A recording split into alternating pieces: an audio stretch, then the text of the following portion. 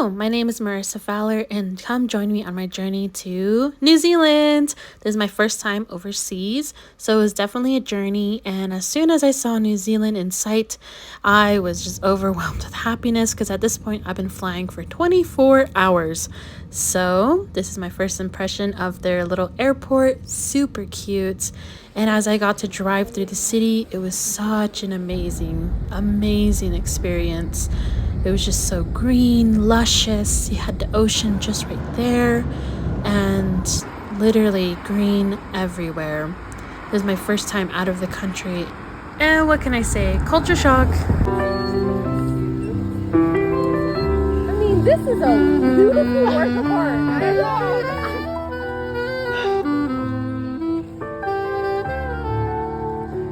Brief intermission. So anyways, here we are exploring the city of Wellington, and we are walking to the pier that is about 15 minutes away from our hostel, and it was such a wonderful view to take in. And afterwards, we visit Zealandia, which is a wildlife sanctuary run by a non-profit organization and trust. Mammals are not native to New Zealand, so there are fences lining around the sanctuary in order to keep mammals out, and this is to ensure that the birds are safe here, and especially for the walking birds. Freaking river. Holy cow.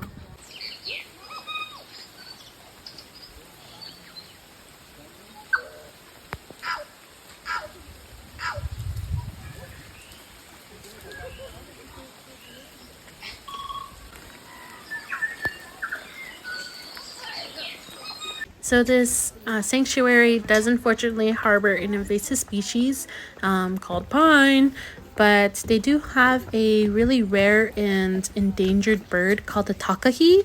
The takahi is actually extinct in the Northern Islands, but fortunately enough, they have been able to harbor a South Island takahi. Due to the many atrocities of colonization and land degradation, many of the bird species in New Zealand have gone extinct, which is unfortunate.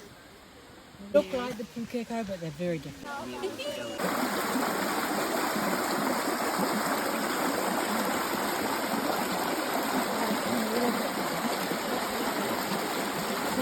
This entire walk was just an experience straight out of a National Geographic documentary or even a movie, and I've never experienced something like this in my life, and it literally brought me to tears.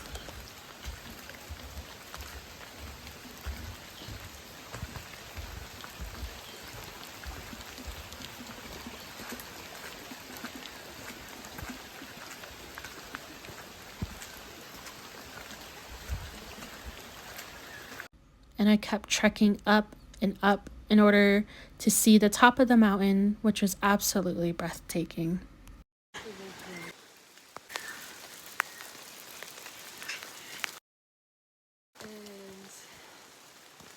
That night, we learned some basic Māori cultures and traditions, and the very next morning, I had a beautiful breakfast, and shortly afterwards, we headed off to Jessica Hutchings' farm.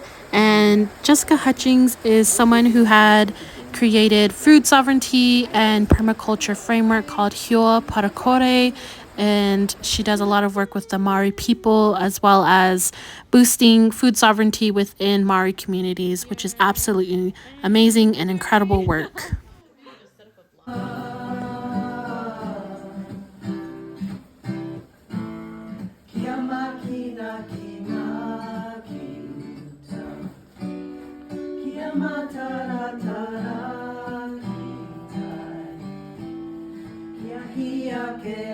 And here, Jessica did give us a beautiful tour of her permaculture home and garden and the way that she works with the land and not fight against it. And her layout is just impeccable. She has expansive knowledge about permaculture, and it was amazing just to learn everything from her. So we already had a plan. They're growing up here, and they just keep dropping them. I got a picture of you in there. They were sometimes used, so it was used as he's doing hot composting here, layering browns and greens.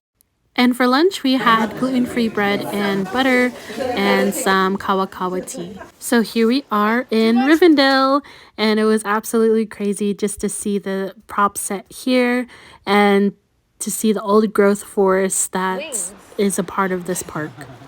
And back to Wellington we went, and we kind of explored the city for a while, and it was truly awesome. Had so much great food, which I am incredibly thankful for. We did get to go to the Te Papa Museum, which is really nice, but they did leave out a lot of colonization and kept saying the Maori did it as well. But yeah, but here are some extinct birds.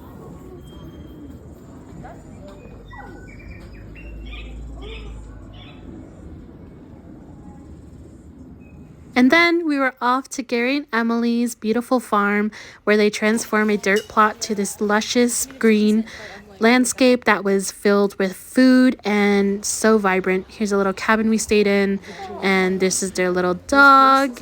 And the next person who's coming up, his name is Dennis. He taught us so many things about the Maori culture and traditions. And this is Gary and Emily.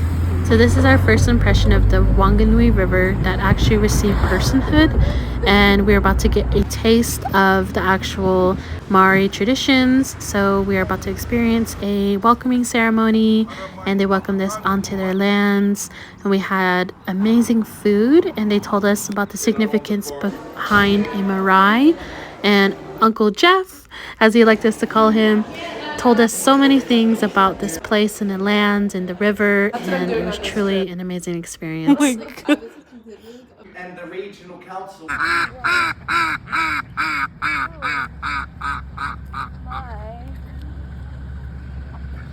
Hello. So unfortunately, we only stayed one night at the Marae, and afterwards we ate at this Funky Duck Cafe, and we found this beautiful flower garden right behind it. It was such a view to take in, and afterwards we took a walk back to the Quaker settlement where we'll be staying at for the next couple of days. And this is actually our first farmers market that we went to. It was such a great time. It was my first time viewing the Wanganui River up close and personal.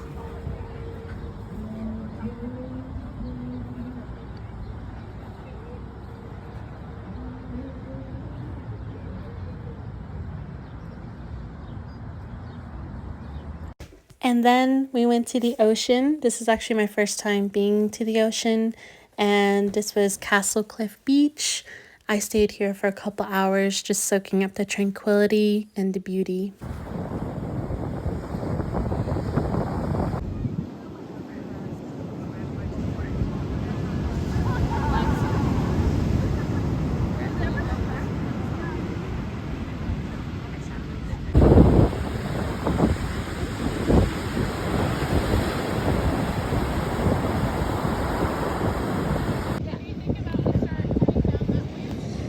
So we did help the Quaker settlement tend to their garden and food forest. And afterwards, we visited a museum. And unfortunately, they don't allow photography or videography, but I did get a really good history lesson on the Maori people. So this is Bushy Park. It is a preserved rainforest, and it is over 1,000 acre feet. A lot of the people here do grow new trees and new vegetation in order to promote growth in this old forest. It is protected from mammals from fences in order to make sure that the 14 different bird species prosper in this area. And our gracious host does give us a lot of information and history about Bushy Park. One of them being that one of the birds flies all the way to Alaska for 10 days straight and doesn't stop. And usually that occurs in the wintertime, and when the summertime comes around and when it comes back, sometimes it ends up in Samoa or Aotearoa, depending on where it lands. But they have this whole celebration for this bird, and it's amazing. This great massive grandmother tree is over 500 years old and 40 meters high. It does have a little ecosystem up there. Made it a guardian. So kaitiaki, if you think of St. George,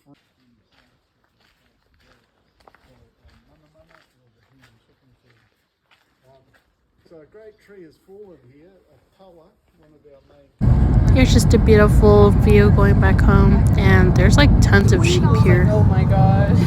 So the next person to show us their farm was Mark, and he has an expansive seed collection about everything you can think of. And he plants tomatoes, apples, kiwis, and oh my gosh, the list goes on. But around his farm, he was able to show us a lot of things. And did you know that tomatoes are actually orange and not red? I thought that was so crazy. But we had a lot of kiwi fruit to eat from, and I had an allergic reaction. Besides that, the next morning and afternoon, we kind of just messed around in Wanganui downtown, and we had a really good time. We did some souvenir shopping, had some good food, and towards evening time, we went back to the marae, said our goodbyes to the community, Kahu, and Uncle Jeff, and of course, everyone was just really sad. But our drive back to Wellington was pretty nice. We stopped at this restaurant called Salt and Pepper, and these little birds kept just bothering us in our food. It was funny. But when we got to Wellington, we had a Airbnb that was right by the airport, and it overlooked the beautiful ocean, and wow, breathtaking.